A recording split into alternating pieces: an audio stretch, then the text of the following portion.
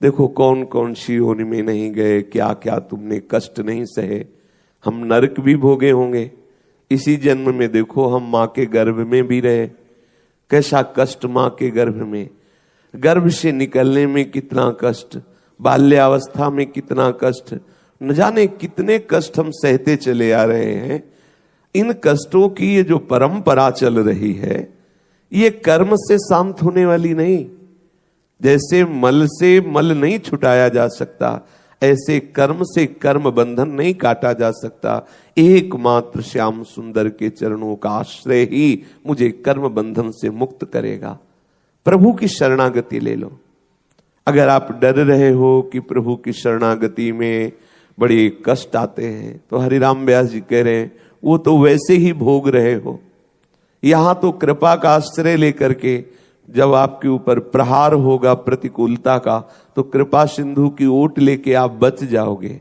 कृपा सिंधु तुम्हें करुणावंत संतों की संगति देंगे, जिनकी वाणी से आपको धैर्य मिलेगा। ये दुखालय बैठा लो हृदय में, यहां सुख है ही नहीं। अगर आपने मान रखा है किसी व्यक्ति में सुख, किसी वस्तु में सुख, तो आप अज्ञानी हैं। अज्ञान के कारण, मोह के कारण, अविद्या के कारण आपको ऐसा लग रहा है।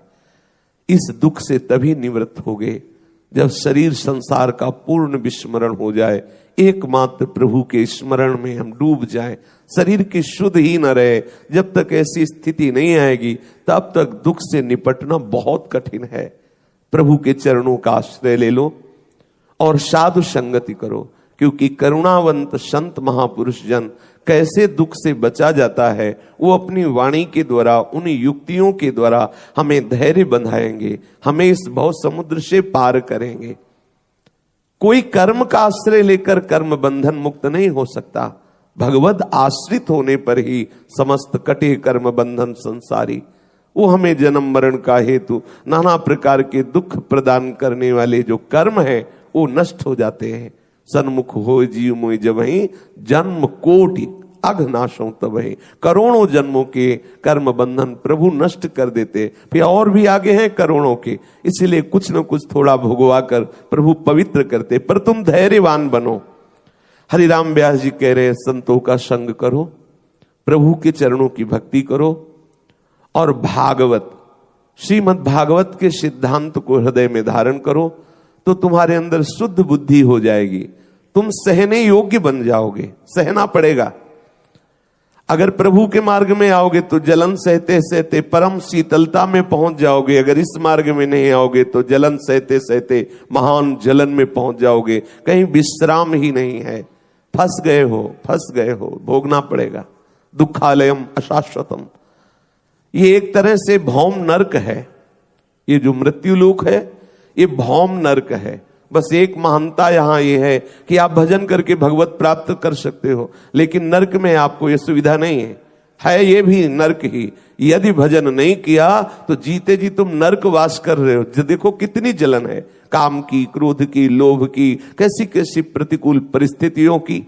यदि हरि शरण हो तो बस एक महानता इस लोक की यही है कि तुम हरि नाम जप करके, हरि आश्रित होकर मुक्त हो सकते हो। बस अगर इससे आप रहित हो तो ये भौम नरक है। केवल तुम्हें भ्रम से लग रहा है कि हम सुख भोग रहे हैं, जब स्वयं भगवान इसे घोषित किए हैं मृत्यु लोक तो मरोगे, दुखालयम तो दुख भोगोगे, क्योंकि है ही। पर ऐसा माया का भ्रम है कि वो दुख को ही सुख रूप में ऐसी भेजती रहती कि मुझे लगता है ये सुख है, और हम सदैव दुखी बने रहते हैं।